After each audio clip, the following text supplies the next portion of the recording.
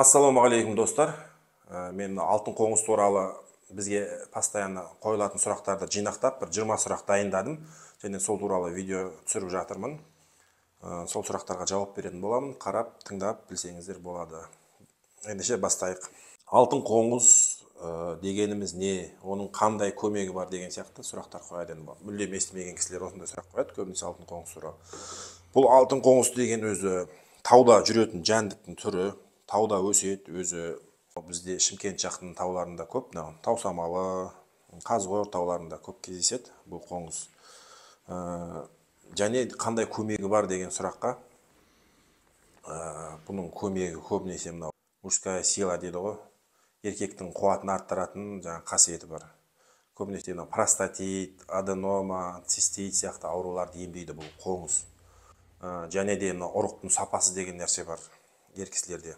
Проценті енді үйленген, сәби сүйе алмай жүрген кісілер біледі, спермограммасы төмендеп кеткен кісілер.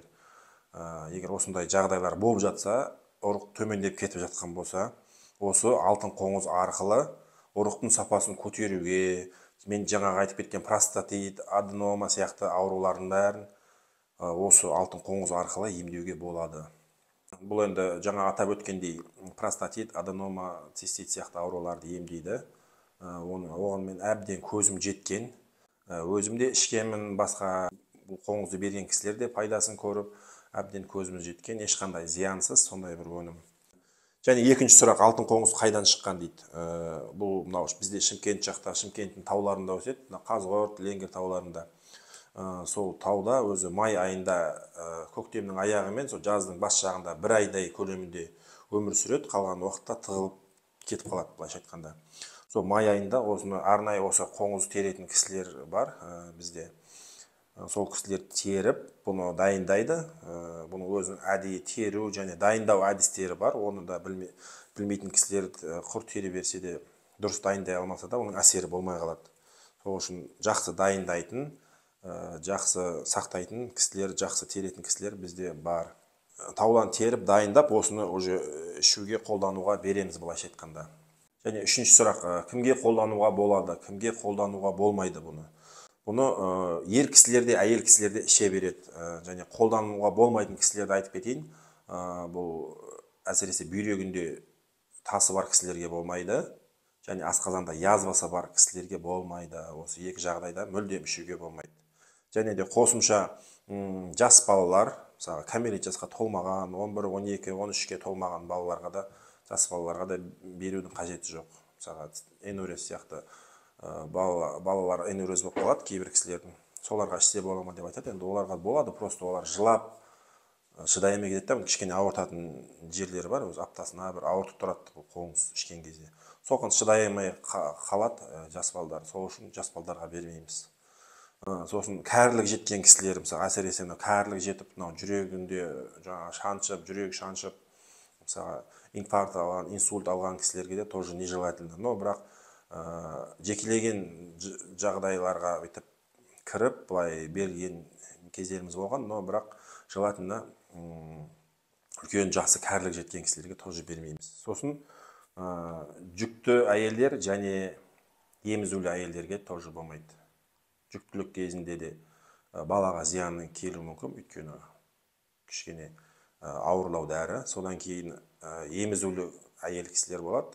Соларды ішсек бола ма деп сұрап жатады. Оларға да болмайды, өйткені бұл сүт арқылы балаға беріледі. Балада жаңағыдай ауырсынулар қоңыз ішкен сияқты әсер алады да, жас бала, емізулі бала.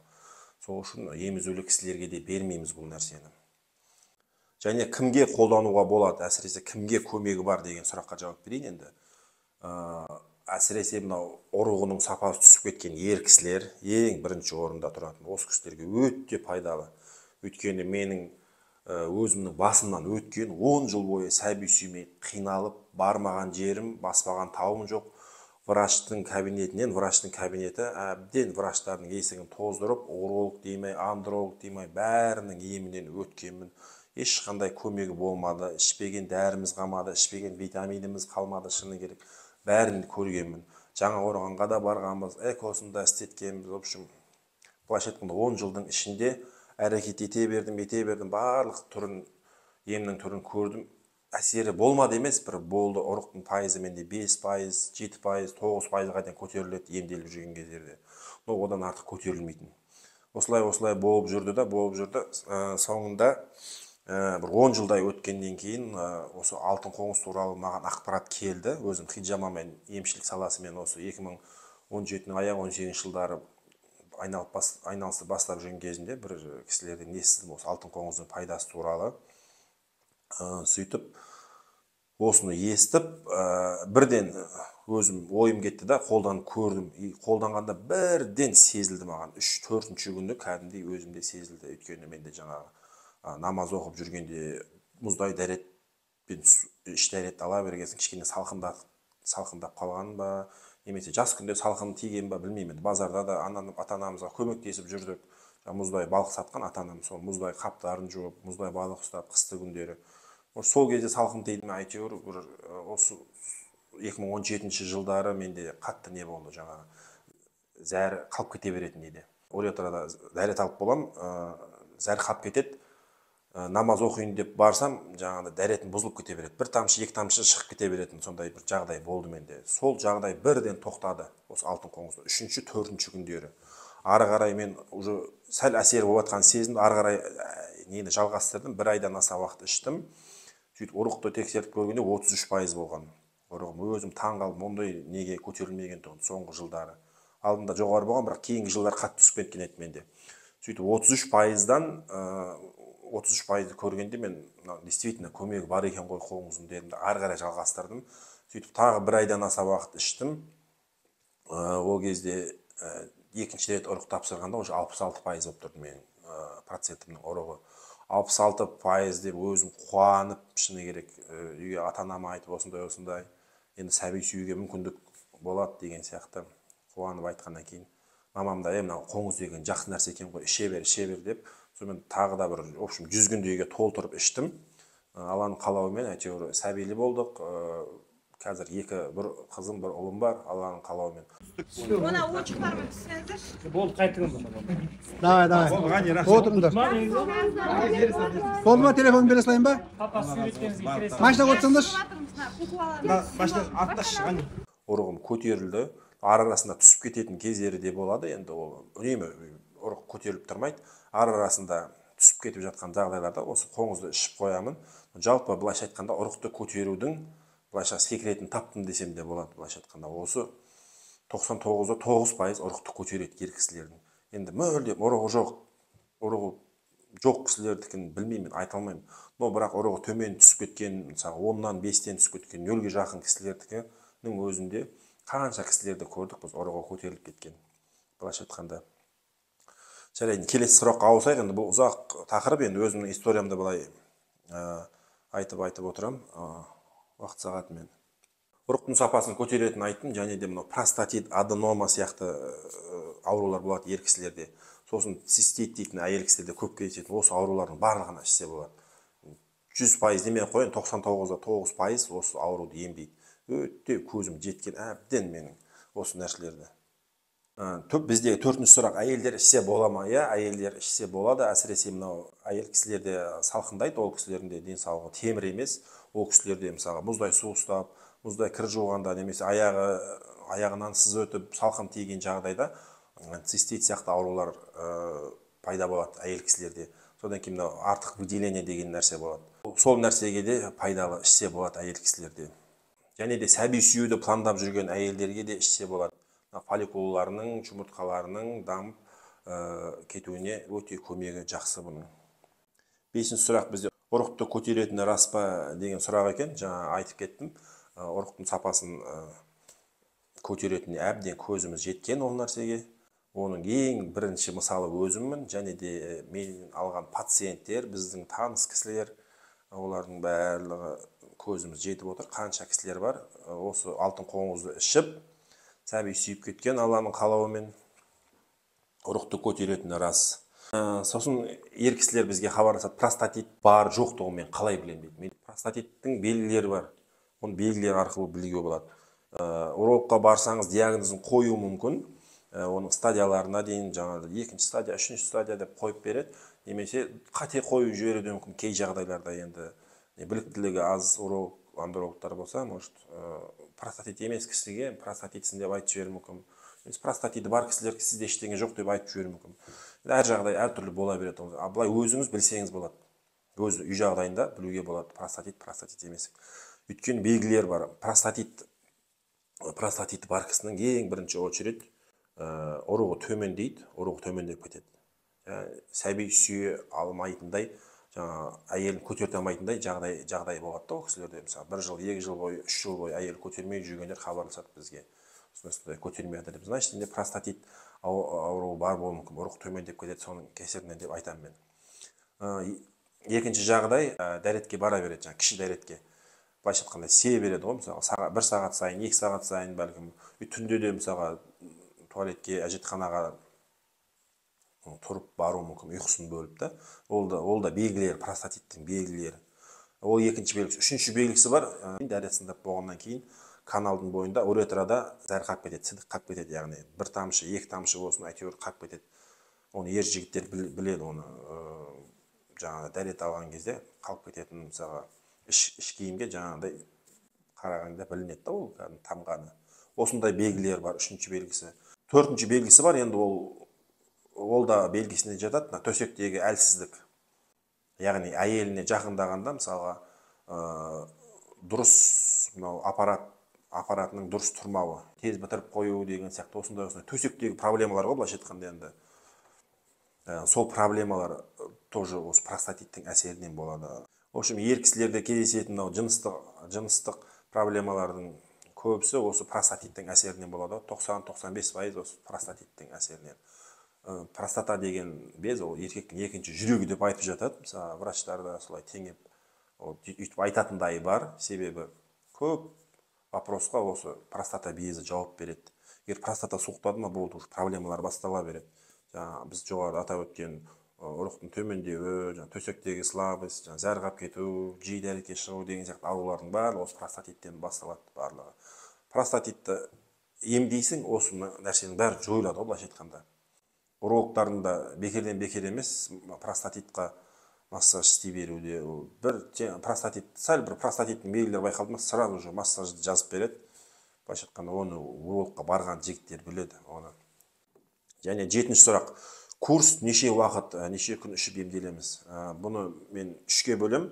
Егер ұрықтың сапасын көтеру керек болса, онда бір 3 айдан аса уақыт, яғни 100 күнде ішу керек деп айтам мен. 100 күнде ішу керек деп айтам. Жақсы результат көрем десеңіздер. Ал егер ұрық барлығы нормальный, бала-шағамыз бар деген кісілер болады. 3-4 бала-шағам бар, бірақ осы простатиттің белгілері байқалып жатыр деген кісілерге айтам. 2 ай 60 күн ішіңіз жетіп қалады, 2 айдың өзі. Және де менде ешқандай проблема жоқ. Профилактика ретінде ішуге бола ма, немесе жақында үйленейін деп жатырмын, осы бір профилактика ретінде бір емделіп алсам, алдын алу мақсатында деген жігіттер, қыздар болады. Мысалы, оларға айтам бір 30-40 күн, көп жағдайда 40 күн жақсы, енді 40 күн емделсеңіз, профилактика ретінде соның өзі жетіп жатыр. Ал 5 күн ішсем бола ма, 10 күн ішсем бола ма деген кісілерге айтам, болады для пробы, бірақ енді біз олай сатпаймыз. Минимальный курс бізде 30-40 күнге ғана беріледі. Бағасы 30 күндігі 15 мың, 40 күндігі 20 мың, 60 күндігі 30 мың, және 100 күндігі 50 мың. Күніне қанша ішу керек? Күніне мен 1-еуден іш деп айтам. Көп кісілер 3-еуден, 4-еуден, 5-еуден ішкізетіндер бар. Оның бәрі енді былайша айтқанда зиян бір үлкен. Бұл алтын қоңыздың зиян жағы да бар, күшті дәрі болғандықтан мен көп деп ішкізбеймін, 1-еуден ғана ішкіземін. Мен ең алғаш ішкенімде маған сол көп деп ішкізіп жіберген шыны керек. Білмеген, маған айтқан кісілерде, қоңызды берген кісілерде толық маман емес, әйтеуір осылай ішесін деп көп деп ішіп қойғам шыны керек. Ауырып, қатты қиналған жағдайым бар. Сол үшін бұны көп деп ішуге болмайды. 5-еу, 6-10 ішуге мүнде болмайды. Біз сол 1-еуден ішкізіп отырамыз. Кей жағдайларда 3-еу, 4-еуге дейін көтеретін жағдайлар болады, бірақ барлық кісілерде емес. Мен өзім жекесіне шығып айтып отырамыз. Пациентпен байланысып отқанда болатын жағдайлар. Негізі көбінесе 1-еуден ішу керек бұл қоңызды. 9-шы сұрақ. Қоңызды қайдан алсақ болады? Біз Шымкент қаласындамыз. Бекжан базар жақта бар филиал. Мен қазір сол жерден түсіріп отырмын видеоны, және Алматыда Қалқаман 2-де бар. Сол кісіге бір таныс кісілерге қойып қойғам. Алтын қоңыздар сол жақтан алсаңыздар болады осы екі қаладан. Ал егер өзге қаладан болсаңыздар, енді индрайвер арқылы жібереміз ғой. Жаңағыдай Қызылорда, Тараз деген сияқтыларға бір 2000 теңгеге апарып тастайды таксилер. Ар жағынан батыс облыстар, жаңа Ақтөбе, Атырауларға бір 5000 теңгеден әкеліп жүр таксист таныс балдар. 5000 теңгеден, кейде 6000, 7000-ға дейін шығып кетеді, жаңа 10000 теңгеге дейін. Ондай жағдайда 5000 сіз төлеңіз, 5000 мен төлей салайын деп кішкене жеңілдік қыламыз кісілерге. Былай 5000-ға дейін енді кісілер өзі төлеп алады. Мысалы Тараз, Қызылорда кейде 2000 теңге, 2,5 теңгеге дейін өздері төлейді. Одан қымбат 3-4 теңге сұрап жатса таксилер, мен өзім төлей саламын да бұл жағдайда. 13 сұрақ гарантия бар ма дейді. Көп кісілер сұрайды бізден, осы нәрсенің гарантияң бар ма, точно емделіп кетем ба деп. Енді олардың да жаны бар бұл сұрақ қоюында, өйткені көп нәрселер қазір нарықта көбейіп кетті. Адамның действительно не ішерін білмей қалады, өйткені барлық нәрсенің жарнамасы қаптап кетті шыны керек. Оның жарнаманың өтірік рас екенін білу бірақ жолы бар. Оны ішіп қана тексересің, қолданып қана. Ал сен әр дәріні былайша көре бергенде де біріншіден ақшаң жетпейді, екіншіден ғұмырың жетпейді ғой, шыны керек. Соны почти мен уже 10 жылдай бойы қанша жолдан өттім мен. Бір кісілерге айтам кейде, сол енді сенбейді да, мысалы алтын қоңыздың пайдасын. Ладно, басқа нәрселерді көре бер, бірақ айналып түбінде келесің ғой деймін да, мысалға осы бір затқа, өйткені барлығын көрдік қой шыны керек. Витаминін да көрдік, тимейін, бал, Жаңақорған, уролог, андрологтардың емін бәрін көргеннен кейін, енді былайша айтқанда осы түбінде осыған келіп тоқталдым да, өзім пайдасын көргеннен кейін. Содан кейін гарантия туралы айтайын. Гарантияны мысалға аптекаларда барып сіз дәрі алған кезде аптекадан гарантияңыз бар ма дәріге, егер мен емделмей қалсам мына дәрінің ақшасын қайтарып бересіз ба деп айтпайсыз мысалға да. Ол үлкен аптекалар, үлкен компаниялар мысалға да, сол компаниялардың өзі үлкен дәрі шығарып жатқан компаниялардың өзі гарантия бермейді. Айналайын, алсаң ал, алмасаң қой деген сияқты ғой. Нарықтық заман ғой енді қазір. Менің де гарантия бере алмайтын себебім бар да, себебі біреулер алдап көмегі болмай қалды, мынауның ақшамды қайтар деп айтуы мүмкін. Елдің бәріне ақшаны қайтарам егер көмегі тимесе деп те айта алмаймын да, мен шипа Алладан, себебі ниет етіп іше беріңіздер деп айтамын. Ниет етіп іше беріңіздер. Ердің құны емес, бір 15-20 мың, 30 мыңға алып емделуге болады. Мен өзім 12 миллиондай ақша жұмсадым 10 жылда осы. Именно простатит, бесплодие бойынша кешелдерді санап көрдім өзім. Примерно қанша жаратқанымда 12 миллиондай ақшам кетті да. Енді сонымен салыстырғанда, енді былайша айтқанда 15-20 мың теңге енді ердің құны емес деп ойлаймын. Адам өз үшін, денсаулығы үшін төлейтіндей сома қатты қымбат емес қой енді. Гарантия бере алмайтын себебі де сол да. Атак негізі 99-100% пайдасын көріп жатыр ел жұрттар. Бағасы нешеден қымбат қой дейтін сұрақтар көп келеді. Бағасын айтқаннан кейін жаңа айтып кеткендей, өзім осы простатит бесплодиеге 12 миллиондай ақша жұмсадым. Оның ішінде мысалға 5-6 рет жаңа экост еткеніміз бар. Жаңақорғанға 3-4 рет барғаным бар. Мысалы эконың өзі кемі 1,5-2 миллион тұрады да. Бір жарты жылдай уақытын кетеді оған. Құр ақшаң ғана кетпейді, уақытын да кетеді экоға, например. Сәби сүю үшін мысалға біз солай. Одан кейін Жаңақорғанға да сол ұрықты көтеру простатиттен арылу үшін Жаңақорғанға да бірнеше рет бардым мен. 3 рет, 4 рет, шатаспасам 4 рет бардым. Әр барғанда да, например, 200-300 мыңдай ақшаң кетіп қалады, например. Уролог, андрологтарға барып емделген қаншама, мысалы, әр барғанда, мысалы, 100 мыңнан ояқ бұяғында сен емделесің. Урологқа, андрологқа барған кезде. Сол себепті бір 12 миллиондай ақша, 10 жылдай уақытым 12 миллиондай ақшам кетті деп есептесем мен, мысалға. Мыналардың бағасы бір 20-30 мың, 50 мың деп қойып жатырық қой енді біз, мысалға. Оның жанында енді қымбат емес деп ойлаймын. Егер қымбат деген кісілер енді бөліп төлеп алса болады. Яғни жартысын, 15 мыңдық курстар бар, содан бастап ішсе болады. Келесі 12-ші сұрақ бөліп төлеу екен. Жаңа бізде Каспий рет жоқ, сразу айтайын. Тек перевод Каспий, болмаса наличка арқылы аласыздар. Бөліп төлегенде қоңызды бөліп аласыздар да, яғни 15 мыңда бір айдан бөліп алсаңыздар болады. 3 айлық курсты, например, 3-ке бөліп алсаңыз болады. 2 айлық курсты 2-ке бөліп алсаңыз болады. Минимальный курс 1 ай бізде, бағасы 15 мың тұрады. 13-ші сұрақ, емделіп жүргенде не істеуге болмайды, не істеуге болады?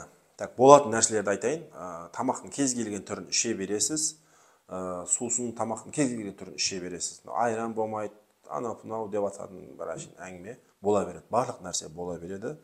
Қазір болмайтын нәрселерді айтамын. Сосын төсекте әйелмен де қосыла беруге болады. Емделіп жүріп, жыныстық қатынас келіншегіне қосыла берсеңіздер де болады. Енді болмайтын нәрселер, бұл емделіп жүрген кезде лажы барынша үйде болған жақсы. Үйде мысалға ішіп жүргенде мысалға бір ауыртатын сәттері болады, өзің бір аптада 10 күнде бір ауыртып қалады. Сол кезде үйде болу керек. Үйде боласыз, оның инструкциясын бәрін береміз, үйде не істеу керектігін бәрін. Жалпы ал жұмыстағы кісілерге айтамын, көбінесе жұмыстан қайтар кезде ішіңдер, бір 2-3 сағат үйге қайтатын кезде ішсеңіздер, жалпы ауыртып қалған жағдайда үйде боласыз, үйге кетіп қаласыз ғой деген сияқты. Содан кейін зиянды заттардан әсіресе темекі шегетін кісілер болады, ол зияны жоқ, қоңызға қатысы жоқ, оны енді ол темекі шегетін кісілер қолдана темекісін шеге береді. Сосын пива ішетін кісілер пивасын тоқтатқан дұрыс, өйткені бұл қоңыз емделіп келатқанда пива ішкенде бірден қайттан емнің бәрін бұзып, қуық асты безі қайттан ісіп кете береді. Мысалы, мынадан емделдің, пива іштің, артынша мынадан қуық асты безі кішірейді, пива іштің қайттан үлкейді. Мынадан іштің кішірейді, пива іштің қайттан үлкейді. Сол сияқты емнің бәрін жойып отырады да пива, әсіресе мұздай су, пива ішуге мүлдем болмайды, лажы барынша. Емделіп жүргенде, емделгеннен кейін де күтіну керек, лажы барынша пивадан аулақ болу керек ер жігіттер. Енді қатты ішкісі келетіндер, енді мысалға 100 грамм ішетін көкелеріміз бар, енді мысалға олар енді ештеңе етпейді, жалпы қоңызға қатысы жоқ деп жатыр да, ештеңе етпейді болғанда. Жалпы емделіп жүріп, 100 грамм той-томалақта іше берсе, оның емге зияны болмайды. Жалпы енді ішімдікті дұрыс деп мақтап жатқаным жоқ, жалпы ішпеген дұрыс, лажы барынша. Кез келген алкогольдің түрі еркектік қабілетін түсіріп жібереді. Соны білген дұрыс та. Ішерден алдын алкогольді қолданбас бұрын зиян егер білсеңіз, ішпейсіз сіз. Егер шын бүйтіп сезініп білсеңіз, барлық адам біледі ғой. Пива мен мұздай газдалған сусындар әсіресе ішпеу керек. Қоңыз қолданып жүргенде, қоңыз қолданып болғаннан кейін де. 14-ші сұрақ, алтын қоңыз харам ба? Алдында бір видео түсірдім мен осы туралы. Мына жерде де қысқаша айтып кетейін. Бұл туралы енді қоңыз туралы ешқандай келмеген, харам деп ислам дінінде. Жалпы харам нәрселердің бәрі белгілі. Құрандағы аяттармен, Анғам сүресіне келген доңыздың еті, ішімдік және өлексенің еті деген сияқты нәрселер харам етілген, Құранда бекітілген, барлық кісілер біледі оны. Және де Пайғамбар саллаллаху алейхи вассаламның мутаватир хадистерінде келген харам бекітілген заттар бар. Бірақ олардың ішінде алтын қоңыз жоқ. Бұны енді ғалымдар иштихат арқылы, қияс арқылы мысалы жемеген абзал деп тыйым салған болуы мүмкін. Өйткені кез келген харам зат, үкімі харам зат адамның денсаулығына зиян болған үшін, немесе бір адамды масайтатын сондай бір мақсаттар арқылы харам етілген. Ал бұл зат енді бір жиіркенішті зат болғаннан кейін жалпы жемеген дұрыс деп исламда жеуге шақырмайды бұндай нәрселер, жиіркенішті. Бұл өзі тағам емес, жейтін зат емес, просто емдік мақсатта ғана әбден амал таусылған кісілер амал жоқ ішеді, өйткені әр ситуацияда үкім өзгеріп отырады. Мысалға Құранда доңыздың еті харам етілген аяттың өзінде аяттың жалғасында айтады, жан сақтау үшін жегендердің үкімі басқа деген сияқты. Сол мағынада аятта айтады, яғни үкім өзгеріп отырады ситуацияға қарай да бұл нәрседе. Ал жалпы енді тағам ретінде мына нәрсенің бір күшті зат екенін нанға қосшы деген сияқты зат дүние емес, бұл жалпы ем ретінде ғана, сол мақсатта, сол ниетте ғана қолданылады бұл нәрсе. Әрбір амал ниетке байланысты дейді ғой, хадисте келгендей. Сол ниетіңіз сол тек емдік мақсатта болу керек, бұны ішкен кезде. Жалпы бұны сол мақсатта ғана қолданады адамдар, ешкім жетіскеннен қолданбайды. 15 сұрақ емес, енді бір көбінесе комментарий ретінде келеді бізге. Урологтарға емделген дұрыс қой, мынау бір сенімсіз және де бұл түсініксіз зат. Урологтар, врачтар мысалға баяғыдан келе жатқан емдік, традиционный дейді ғой, кәдімгі дәстүрлі емді қолдайтындар айтады бізге. Дұрыс, урологтарға, андрологтарға барып емделген дұрыс, оған ешқандай мен қарсылығым жоқ. Барсын кісілер емделсін, жалпы оған ешқандай менің қызғанышым да қарсылығым да жоқ. Но менің өзімнің жағдайымда пайдасын да алдым, бірақ пайдасы, былайша айтқанда, по большому счету алмадық десек те болады. Пайдасы тимеді маған. Именно ұрықты көтеру үшін қанша емделдім мен, ұрықтардың пайдасы тимеді. Қанша андрологқа бардым. Жалпы бекер бірден қоңыз ішкен жоқпыз ғой бізде. Мысалы, қанша нәрселерді көрдік емнің түрлерінде. Сондай кісілер, мысалға, әбден шаршап жүрген кісілер, уже медицинаның барлық түрін көріп тұрған кісілер енді алтын қоңызды ішсе болады, шыны керек та. Жалпы біз қарсы емеспіз, медицинаға да қарсы емеспін, урологтарға да барып емделіп көріңіздер. Егер көмегі тимей жатса, осыны да көріңіздер. Сол кезде айтасыздар өздеріңіз, мойындайсыздар сол кезде. Қайсысының емінен көбірек ем қонғанын. Былайша айтқанда, бұл қоңызды ішіп жүргендер енді жетісіп жүргендер емес қой. Әбден шаршаған, емнің барлық түрін көрген кісілер жетіскеннен ішпейді ғой, былайша айтқанда бұл нәрсені. Осы нәрсені айтқым келген. И сосын бір урологтарда шығыпты қазір Инстаграмда, мына нәрсенің пайдасы жоқ деп. Енді дәлелсіз сөйлеп жатыр. Біріншіден бұл нәрсені білмейді да, просто парақшалардан көрген. Және де бұл нәрсені көптеп адамдар қолданып жатқаннан кейін, врачтарда енді түсініксіз зат болғаннан кейін өздері жалпы пайдасы жоқ деген сияқты бір-екі видео түсірген екен. Жалпы біз жауап бергім келген, мен бірақ жауап бермей-ақ қояйын. Жалпы олардың да емі дұрыс, бірақ не эффективный болып жатыр да, былайша айтқанда, не эффективный болып жатқандықтан оларға барып емделсеңіз болады, бірақ түбінде мынаны қолдансаңыз тіптен жақсы. Былайша айтқанда, в общем айтқанда, урологтардың бәріне шаршап жүрсеңіз, осыны ішсеңіз болады ғой, былайша айтқанда, урологтың бүкіл емін көріп қойсаңыз, осыны ішсеңіз болады. Әркім өзі шешеді ғой енді, кімге барып емделетінін. 16-шы сұрақ, Жаңақорған туралы көп сұрайды менен. Жаңақорған өте керемет санатория. Ол жерде бірнеше санаториялардың түрлері бар. Емі де жақсы. Ол жердегі қарайтын врачтар да өте жақсы барлығы. Бірақ эффективный ма деген сұрақ. Именно ұрықтың сапасын көтеру үшін мен естідім бірнеше, осы алдындар еститін, осы әйелі туып кетті, осыдан кейін Жаңақорғаннан кейін 3-4 кісіден естідім. Әйел көтеріп кетті, Жаңақорғанға барып дегеннен кейін бізде бардық, 3-4 рет бардық. Бір рет емес қой тағы да. 3-4 рет бардық. Эффекті аз болды, өте шыны керек. Эффектісі болмағаннан кейін өзім жеке басымда эффектісі, ұрықтың сапасы қатты көтерілген жоқ. Но бірақ санаторий керемет, тамағы да, емнің түрлері де жақсы, енді бірақ жалпы эффективнес жағы менде өзімде болмады. Осыны ғана айтайын. Ал жалпы санаторияға барып емделсеңіздер болады. Жаңақорған санаторияға барып көрсеңіздер болады. Шипа әркімге әртүрлі жақтан қонады. Сол үшін таңдауды өздеріңізге қалдырайын жалпы. Мен бірақ көрдім, 3-4 рет барғанмын. Эффектісі маған қатты әсер етпеді. 17-ші сұрақ эко туралы екен. Эко деген өте үлкен тақырып. Ол туралы енді кішкене қайырайын, азын-аулақ көп сөйлеуге болады эко туралы. Жалпы эко істететін кісілер, эко дұрыс нәрсе. Эко істетіп, сәби сүймей жүрген, уақытын өткізіп алған, 40-50-ден асып кеткен кісілерге болса, жалпы эконы істете берген жақсы. Жас семьяларға да болады жасатуға. Жалпы экоға қарсылығым жоқ, өте керемет нәрсе. Но бірақ экоға дейін кішкене ұрықты көтеріп алмаса, бір курс ем өтіп алмасаңыздар, экодан да жасаттың көтеріп кете салады деген әңгіме жоқ. Негізі да кішкене емделіп барып жасатсаңыздар жақсы. Біріншіден уақыттан ұтасыздар, екіншіден көп шығын болмайды сіздерде. 3 рет, 4 рет жасатып экодан көтергеннен гөрі бір рет барғанда резко келіншегіңіз көтеріп кетсе, бір емнен ол жақсы ғой өзіңіз үшін. Сол үшін экоға дейін де дайындық керек, және де осы алтын қоңызды ішіп экоға дайындалсаңыздар әбден болады.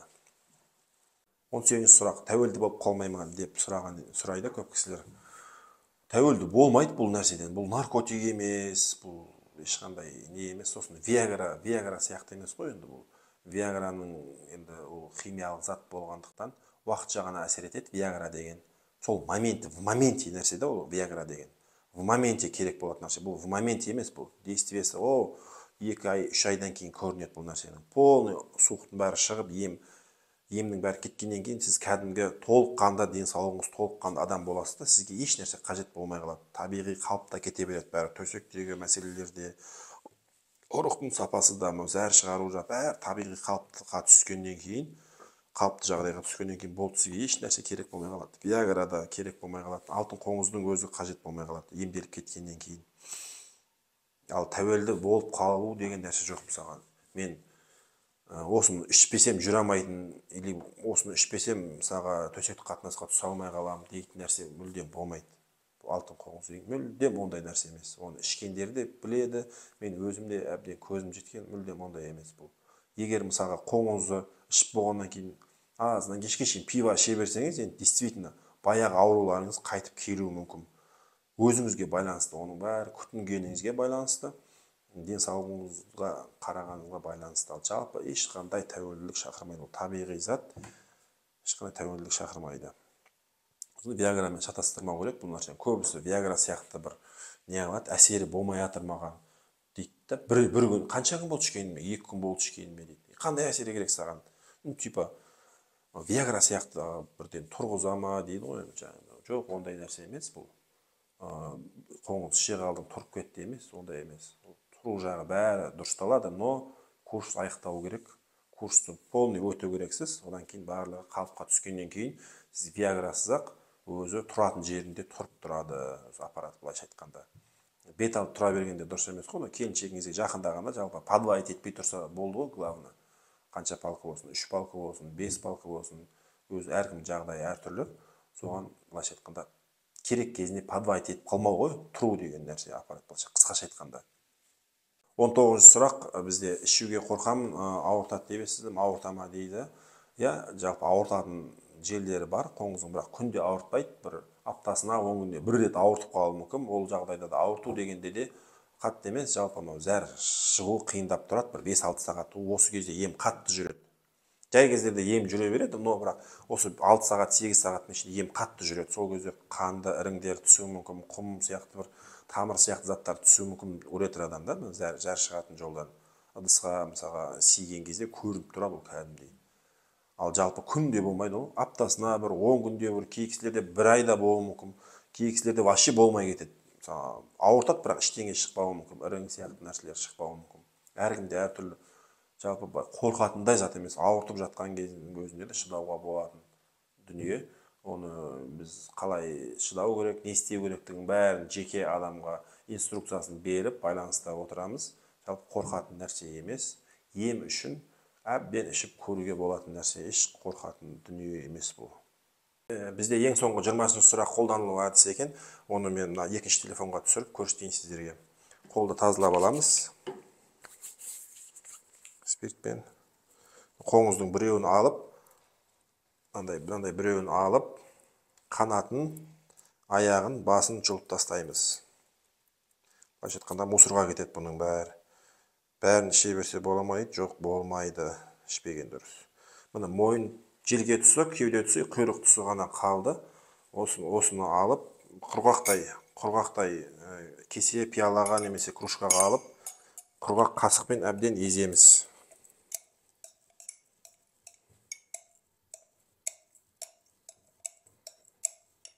Құрғақтай жақсы езіледі. Егер дымқыл кесенің түбі су болса, езілмей кетеді, жабысып. Қасық су болса, кесе су болса, құрғақтай езген дұрыс. Әбден езілді. Мінекей, әбден езілді. Және осыған кішкене бір 50 грамдай су құясыз. Бөлме температурасындағы суды құясыз, қайнаған емес, және мұздай емес. Орташа температурадағы суды құйып, ішіп қоясыз. Түбінде қалып кетеді. Қасықтың нелерінде кішкене жұғыны қалады. 2-3 рет 2-3 қайтарып шайып ішіп қоясыз. Сосын ішкенде де ауыздың қуысында шайып, қоңызды немесе ауызда ұстап тұрып ішуге болмайды. Бірден жұтып жіберген жақсы да. Содан кейін ауыздың қуысында қалып кетуі мүмкін, ауызды ойып жіберуі мүмкін қоңыздың қоқымдары. Оны да артына 1-2 рет сумен ауызды шайып ішіп тастаған жақсы. Шектің бойында да қалып кетсе, шекті күйдіріп жіберуі мүмкін, өте күшті дәрі. Сол үшін артынан дұрыс әдісі, яғни артынан су ішіп жіберген дұрыс. Кез келген дәріні солай ішкен дұрыс жалпы. Одан кейін бүтіндей жұтуға бола ма деп жатады бір кісілер. Бүтіндей немесе шайнап дейсізсам бола ма деп, жоқ, болмайды. Ауызды ойып жібереді. Егер бүтіндей жұтсаңыз асқазанға барып бір жерге тұрып қалса, ол сол жер тұрған жерін ойып жіберу әбден мүмкін. Сол үшін езіп ішесіз. Езіп ішкеннен кейін артынан су ішіп жіберу керек. Және де толық инструкциясы біз жеке адамға түсіндіріп айтамыз. Қалай, қанша уақытта, тәуліктің қай мезгілінде, тамақтан алдын ба, тамақтан кейін бе, оны әр адамға жеке индивидуально беріп отыратын боламыз. Жалпы 20 сұраққа жауап бердім. Тағы да өзге де сұрақтар туралы видео түсіріп отыратын боламын. Алдағы уақытта YouTube парақшаға жазылып алыңыз. Осы тақырып бойынша қызық болса парақшаға жазылып алыңыз. Өзге де сұрақтар болса комментарийге жазсаңыз болады, немесе мына көрсетілген телефон номерлерге хабарласып сұрақтарыңызды қойсаңыз, уақытым келгенше, қолым босағанша, шамам келгенше жауап беріп отыруға тырысамын. Барлықтарыңызға, тыңдағандарыңызға рахмет. Амандықта жолығайық. Ассаламу алейкум.